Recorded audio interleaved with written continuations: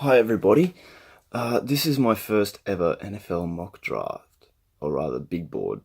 Um, I have been going through every single player that is trying to get through every player that is draft eligible for the last month or so, just looking at highlight videos. So, it's like 3 to 5 minute analysis of each player, and then I've just been ranking them. So you guys will probably think that that's not exactly scientific, but just based off highlight videos, I think you can glean a lot. I think you can understand what obviously the strengths are because it's a highlight video, but also the weaknesses in terms of like how fast are they, what sort of, and also just their physical build, things like that. So yeah, I've just ranked them. So this will be my first. This would be the first round mock. I've scouted about 120 players, and it's still a work in progress. Obviously, I can't watch every draft eligible player, but I'm trying. But I just thought, I don't have a job, so if I put up this mock and people like it and then give me money to keep doing it, that would be sick. So the best player I think eligible for this year's draft in the NFL, it's controversial, but it's Orlando Brown. You know, that really big, slow as fuck dude. In the combine, it was like a 5.8 40 yard dash. That's shocking. And also a 16 rep bench when a guy the top one was 37 reps. So obviously he's not quite up to par. But I just think that the size of the dude, he's like 6'8", 360 pounds. And also his 3-cone drill was in the 50th percentile for offensive linemen. And at his size, that is unbelievable. And also his wingspan was in the 90th percentile. So as an offensive tackle, I think the main traits you need are size, wingspan, and agility, just to stay in front of speed rushes. And this dude has got everything that you need. And he came into the combine out of shape, so I think with some NFL conditioning, I think he's going to be an absolute weapon. I mean, he's literally double the weight of your average cornerback, so he can block one or two guys at a time, I think. He defended the blind side of the best quarterback in college, Baker Mayfield. I think the dude's so underrated, and people say he had a crap combine, but I think he had a crap combine in areas that don't matter too much to his position. I mean, he moves so well for a dude his size, and I think he can be very good in the run game from day one. Even if he has below average bench press, I still think he can just move people at his size, right? Especially on the edge. And then in pass protection, he can be pretty good from day one too. So he's my number one player.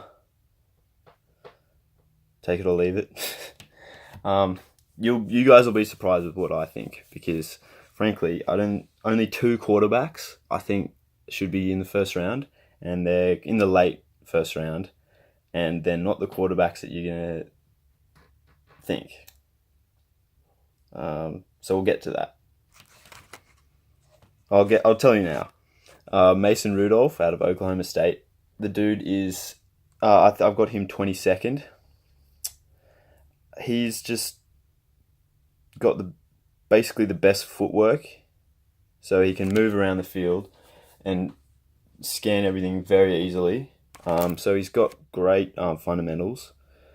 He's extremely accurate on deep balls. So as a quarterback, I figure, especially in the new league where defenses are probably used to just short passes, if you've got a quarterback who can scan the field, down the field, and hit targets easily, then he can absolutely dominate, right?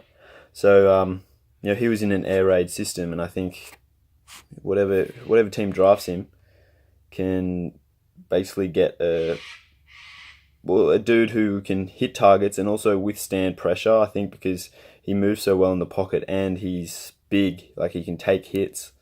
I think I just you don't hear many people talking about him. You've got guys like Josh Rosen, Josh Allen, Sam Darnold ahead of him, but I just think that just based on his tape, he's the best guy available.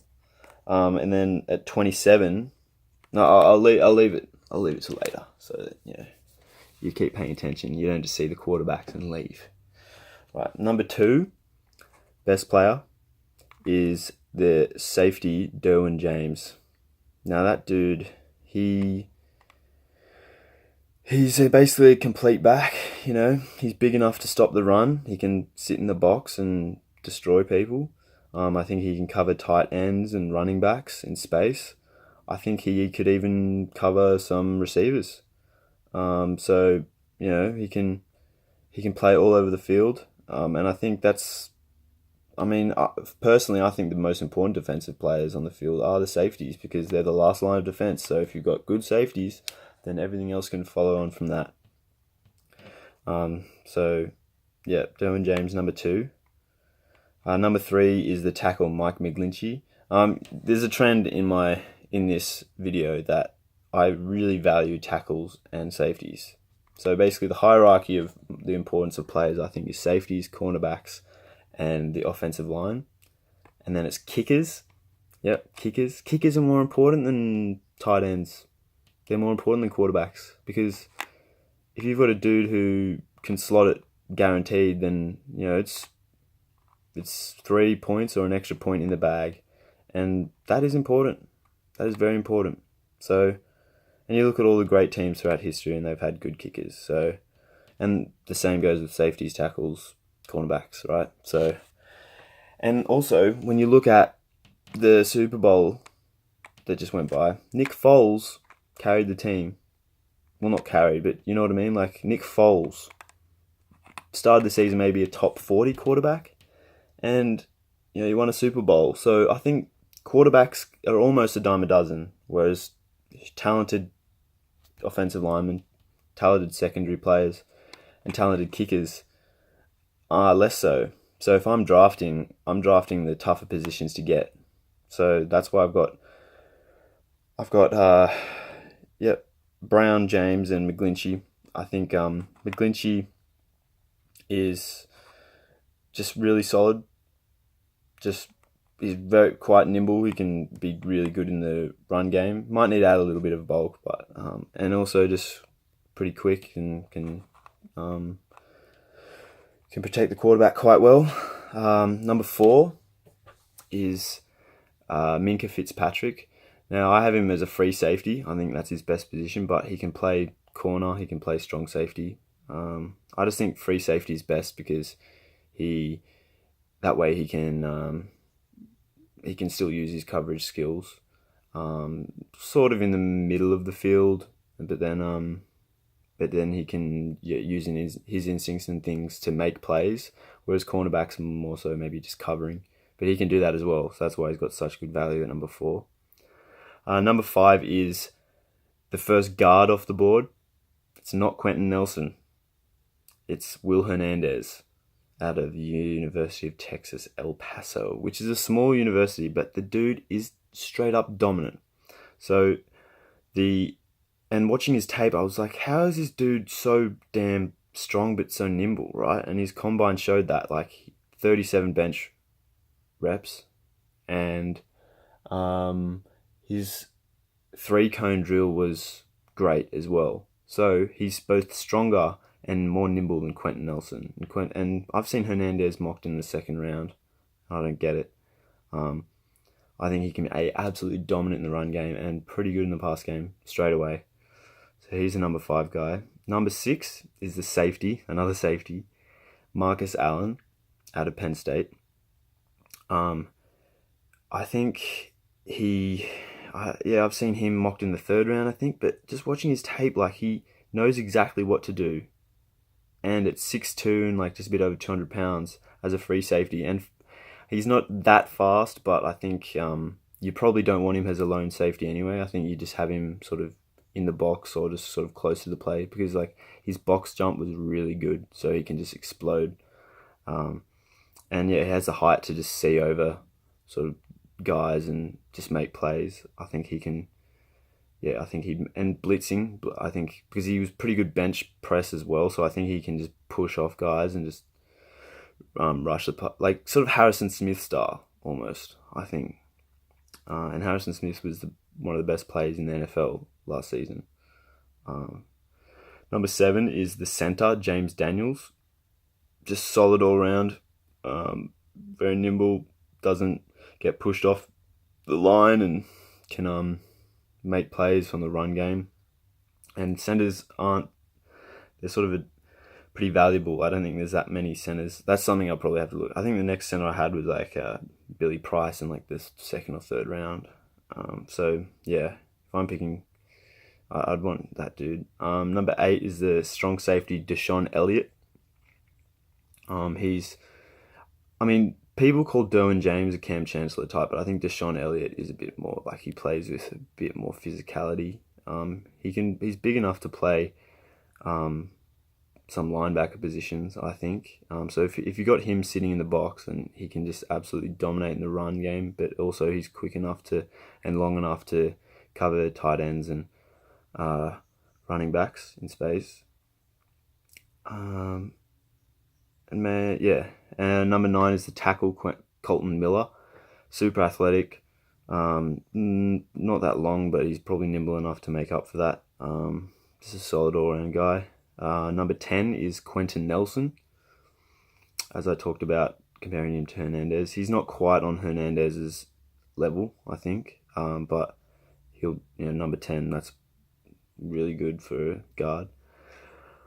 Number 11, the best cornerback in the draft, I think, is Tavares McFadden out of Florida State.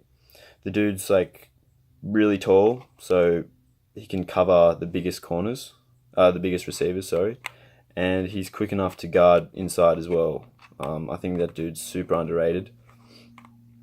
Number 12 is Connor Williams out of Texas, the tackle. See, I'm just loading, but like I said, you got to load up on the positions that are hard to get. Connor Williams, really good tackle, solid all around. Number 13 is the linebacker Leighton Vander Esch. Now this dude is pretty massive. He's like 250 pounds, but he was like one of the fastest linebackers at the combine. So if you have him in a 4-3 defense, I think if you have him at the weak side linebacker, he can just, like, no one's getting him around him, and he can just fly on through and just absolutely drop the quarterback. Or in a 3-4, you can one of the linebacker spots. I just think a weak side linebacker, I think he can make plays in the run game, and then I think he's fast enough to cover some receivers as well. So number 13, I think if you have value in every level in every part of the game defensively, then you have heaps of value there. Number 14 is Martinez Rankin, the tackle, another solid guy. Number 15 is the tight end Mark Andrews out of Oklahoma. I think he's just everything you want in a tight end. He can block. He's a really good receiver. I think he can be a number 1 receiver even. If you've got a quarterback and scanning around and you just see this big target, just throw it up to the dude. 6'5", 250, like that's just what you want in a tight end. And as I said, he can block well, so that adds even more value. Number 16 is the linebacker Malik Jefferson. I think in a 4-3 defense, you have him at the strong side because he's strong enough to push guys away off to tackle. And fast enough to keep an edge. Just an all-round playmaker. I think he's just knows what to do. Solid all-round. And like Vander Esch, not quite on his par, but he's fast enough to cover guys as well. Number 17 is the first defensive lineman I have, is Trenton Thompson out of Georgia. The dude's like 6'7", huge wingspan, but just really good with his hand usage. Swiping guys out of the way, just so disruptive. I think in a 3-4 defense, I'd have him as a defensive end. I'm not sure if he has the bulk really to play nose tackle. And at nose tackle, you sort of want a guy who just takes up heaps of space. And Thompson isn't the heaviest guy, but like Calais Campbell type dimensions. And yeah, he's the best guy. Number 18. This is probably the most interesting pick I have. The first edge defender I have, and it's Joe Ostman. Now, I think he was like the sack leader in college or something. And you can see why when you watch his tape. The dude he's got all the moves in the book. He just competes so hard. And I know that's cliche, but the dude just is absolutely relentless. Relentless. I mean, until the whistle. Until the whistle. And he's 6'3" and 255 pounds, which is basically, like, that's Larry Hughes size, Cameron Wake size. So there's questions about him being able to play defensive end. I just think in the NFL, they might have to make him play outside linebacker in a 3-4, but honestly, watch his tape. So entertaining. He didn't even get an invite to the scouting combine. I was wanting to look up his combine results. They're not there. But I reckon the dude would have run a pretty quick 40-yard, or at least just... I mean, actually, like, his physical profile is solid enough to play he's literally like a... Who's he like? I don't know. Maybe, like... He's better than Ryan Kerrigan. I know he's comparing him to a white edge defender, but, like, the dude... Just watch him. Joe Ostman. Crazy. So I haven't seen him on many mocks. I just came across him because he was like he was a recommended video from another YouTube video that I was watching. But the dude can flat out ball. I think the best edge defender in the draft. He'll be an absolute steal because he's so under the radar until now, right? Until now. Number 19 is Braden Smith, the offensive lineman. He's good, but he doesn't have a set position. I think he's best as a guard, but I think he's tall enough to play tackle and nimble enough to play center. So that brings value. I'm just not sure about his position. I'd probably say guard right now. Number 20 is the cornerback Mike Hughes. I think he can cover everyone. He's good. 21, Josh Jackson, cornerback. I think he's pretty good. People have him as the best cornerback, but I'm not sure about his top level speed. So I think he can cover maybe his second best receiver. On the outside, he's very long, so I think he can make some really good plays. Obviously, like 21st in the whole damn draft is pretty damn good, but I'm not as high on him as other people. Number 22 is Mason Rudolph, as I spoke about before. Number 23 is the safety Jesse Bates. Dude's so fast. He's big enough to withstand.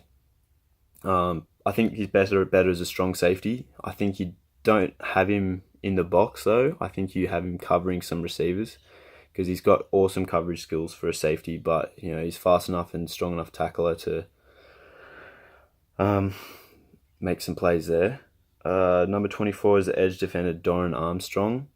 I think he's probably better as an outside linebacker at the moment, but he's so long and he's all right agility, but I think he's so long that he can cover guys in space as well as edge defend and rush. I think he's more of a run-stopping edge defender, but I think he'd be dominant at that. Now, number 25, this is going to be controversial. People will be talking about this for years. Number 25 is the running back, Darius Geis. No Saquon Barkley for me. I've got Barkley at number 37. I'll explain later. But Darius Geis, almost as fast as Barkley in terms of the 40-yard dash. But he's... So, physically not quite up to Barkley's level, but when you look at his production, he averaged like over 7 yards per carry in college or in the last season. Barkley was only like 5. So that makes me think that Geis is more useful to a team who just needs a running back just to run between the tackles, right? Barkley is not as good as Geis between the tackles. Barkley is a better receiver, but I'm just not sure that you want that. I mean, it's all the rage, but if you're passing the ball, you might as well be passing to players down the field, not as a check down, right? So yeah, I'd have Geis as better. I think Geis is probably a better pass protector, and also I think he's going to be able to withstand more hits. He's played less than Barkley. Barkley's been playing since he was a freshman, so he's taken some hits.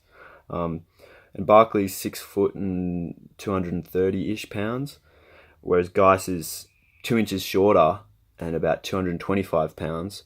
So when you look at that, Barkley isn't as filled out as Geis, and therefore I think that Geis is going to be able to withstand hits, especially running between the tackles, way better than Barkley. So people who've got Barkley going number 1, I think that will be a pretty big mistake, because I think the dude, I don't know if he can withstand more than 5 rushes between the tackles, because there's some grown-ass men in there, and I don't know if he's filled out enough. I don't know if he's got enough meat on his bones, which is crazy to think. I mean, he's super athletic. You could get Barkley to play slot receiver, but draft a receiver then. And if you're making plays from the backfield, then sure, you might break open a play every now and then, but if you want to go receiving, pick a receiver. I mean, Barkley at number 37 is still good because he's obviously super talented. He provides value with kick returns and things, but I think Darius Geis is a much more solid back in the NFL. So there you have it. Number 26 is the guard, Isaiah Wynn. I think he can play all over the offensive line, but I have him as a guard right now. Number 27 is the second quarterback after Mason Rudolph, Luke Falk. I don't know if you've heard of him, but the dude is super composed in the pocket, quite accurate at 6'4". He's probably a little bit light. Maybe he can pack on a little bit of weight, but you look at his tape and just everything you want out of quarterback. You can trust him. He's smart enough to make the right plays. Number 28 is the edge rusher Arden Key. He's like Dorrin Armstrong, just really long, so he can cover guys when he needs to. But also, he's a better speed rusher than Dorrin Armstrong. Maybe not as good in the run game though.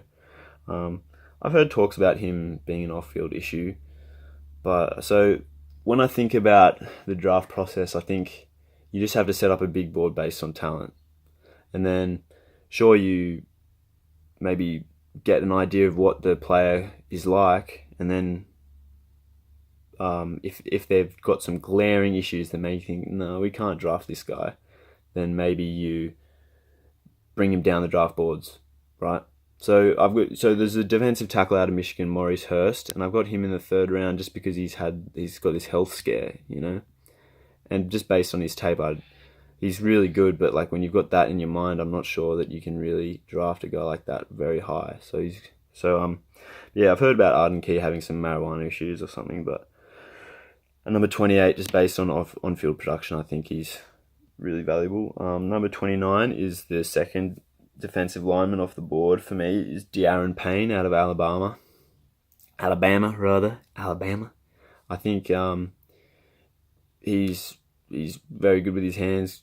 He's very disruptive. I'd play him at nose tackle in a 3-4. He's not that heavy, but he can really anchor, because he's short but pretty solid. So I think he can really anchor the defense for sure.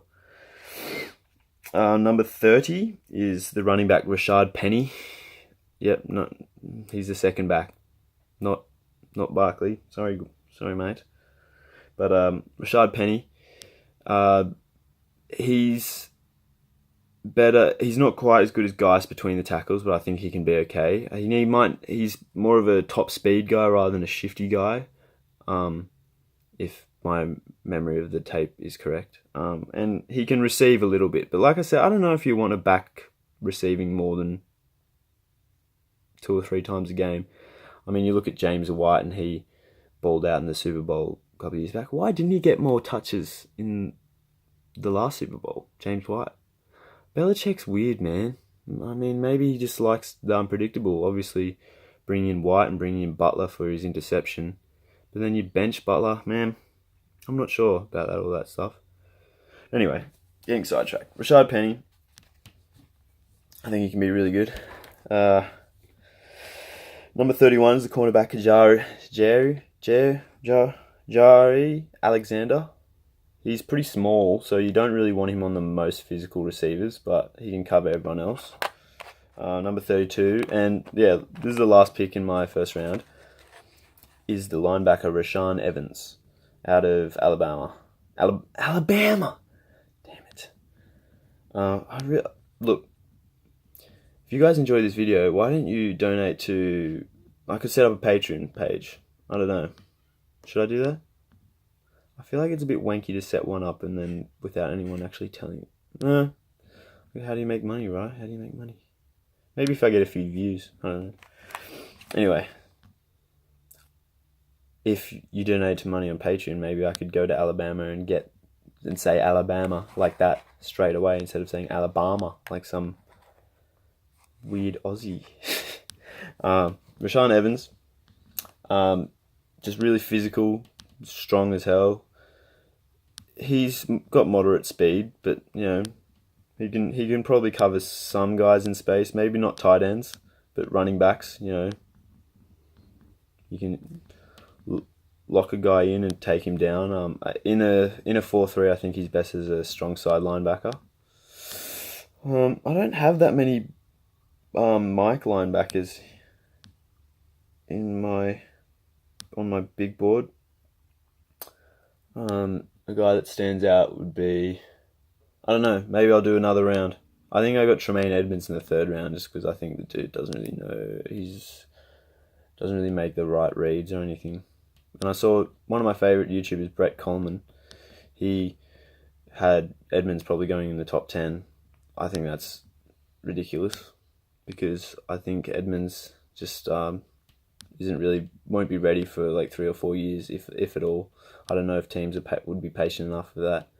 But, I'd take him in the 3rd round just because of his potential. But yeah. So there's Edmonds. So any other Mike linebackers? I'll pause the video and... Alright, so I'm sorry, don't get a Samsung Galaxy. The software's whack, man. It doesn't make sense. My phone's just gone into split screen. I don't know how. I can't be bothered figuring out how to fix it. Anyway, 2nd round, Mike linebacker. I would say Josie Jewell. Just real solid guy, knows how to play. Moderately fast. Just a real banger. I think he'd be really good. And then the Mike linebacker before Tremaine Edmonds, just before him, is Micah Kyzir. I think I forget where he's from, but yeah, real solid Mike linebacker. So yeah, the ranking goes.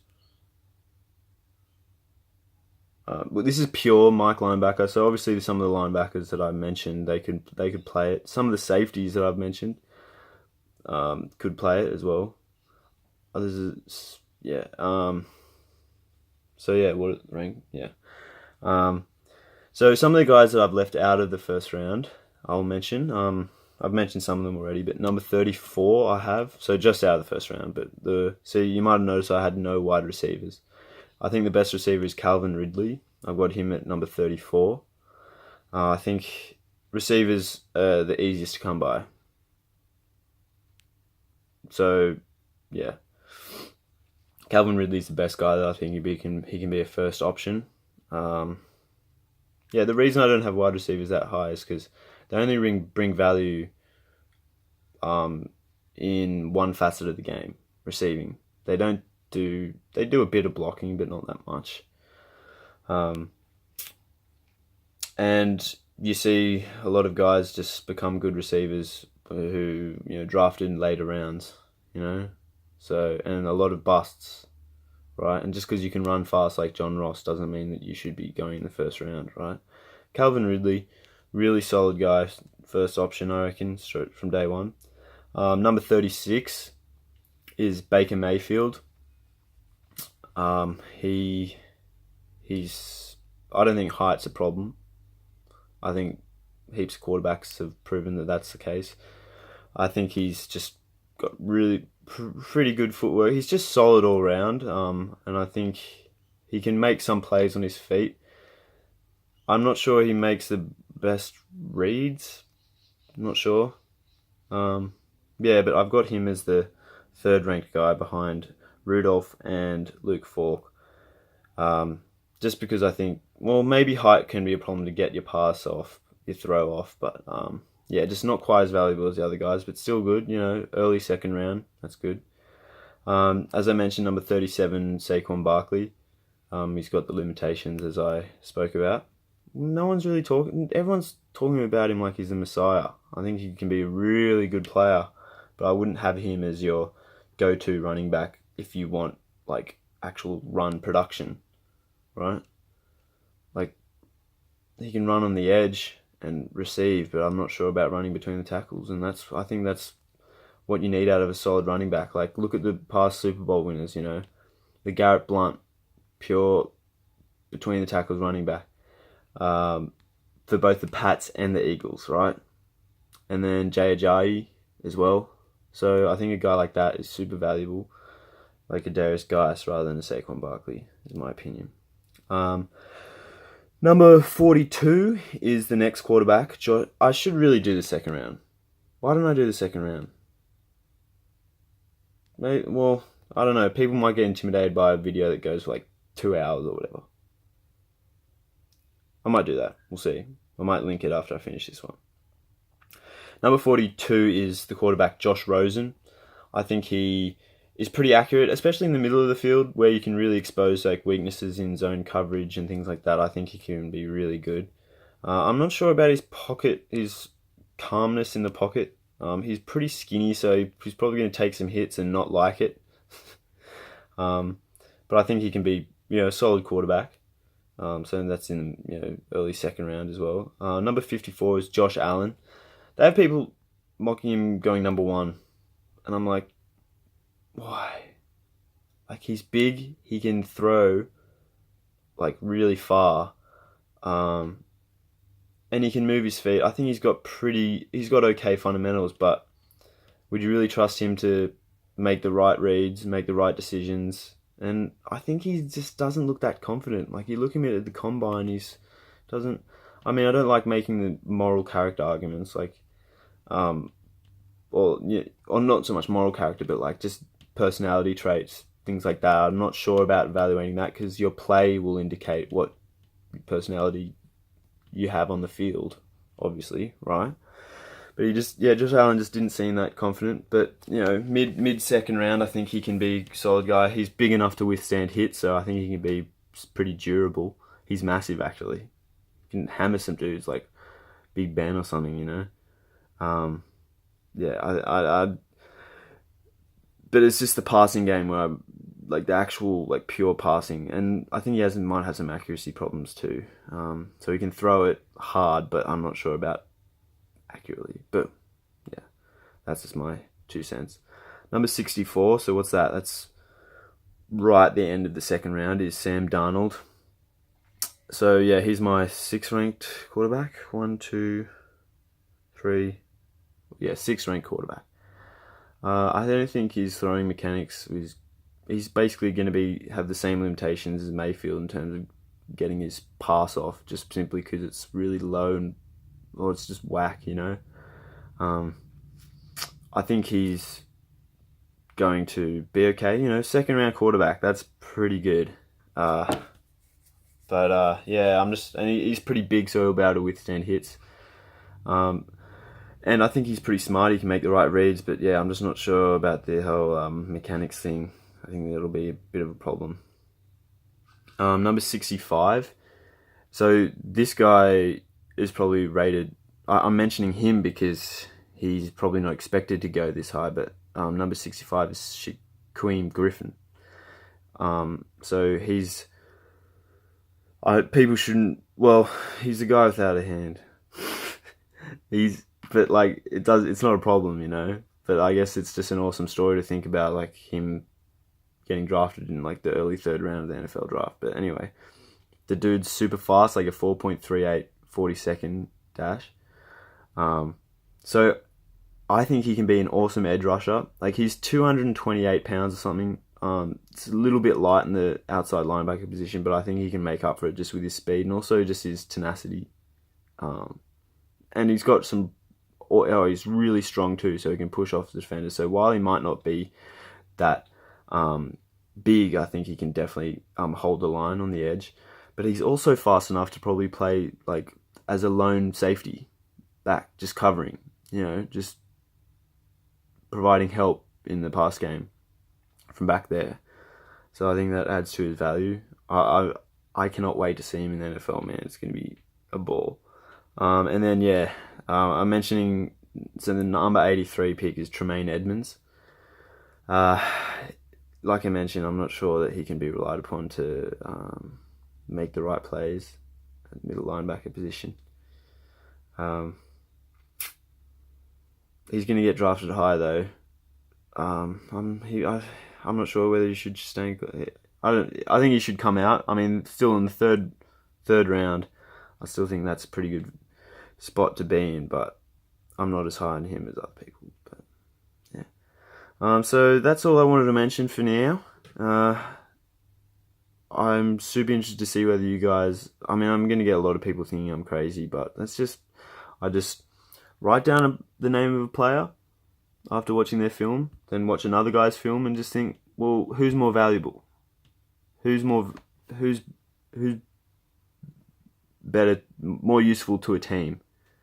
And therefore, who would I draft earliest? Who would I draft latest? So that's how I've come to these conclusions. It's not exactly a scientific approach, and I'm in Australia, so I'm not close enough to really see everything that's going on. But just watching guys tape and having a look at their combine results. I've evaluated guys like this.